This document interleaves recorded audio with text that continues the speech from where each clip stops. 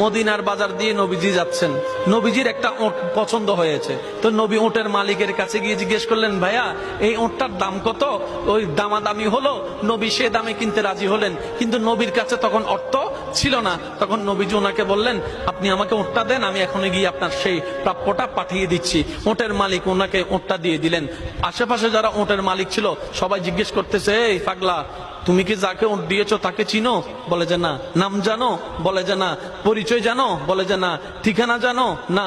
তো তুমি যে ওটটা দিয়ে দিলা, উনি যদি ওটার টাকাটা না ফাটায় তখন তো তুমি লসের মধ্যে চলে যাবা। সে ওটের মালিক বলে, এত সুন্দর নুরানি চেহারাওয়ালা কখনো বাটপার হতে পারে না, কখনো চিটার হতে পারে না, কখনো মিথ্যুক হতে পারে না। ওনার চেহারা দেখেই তো আমি ওট বিক্রি করার আগে মনটাই বিক্রি করে দিয়েছি, মনটাই বিক্রি করে দিয়েছি, মনটাই বিক্রি করে দিয়েছি। তোমরা যাই বলো, আমার মন বলে উনি আসবে আসবে, টাকাটা পাঠাবে পাঠাবে।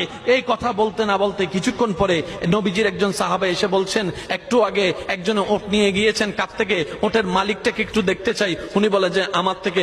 তো উনি বললেন, আমাদের নবী আপনার থেকে ওটটা নিয়ে গিয়েছেন, ধরেন ওটের টাকাটাও দিয়েছেন।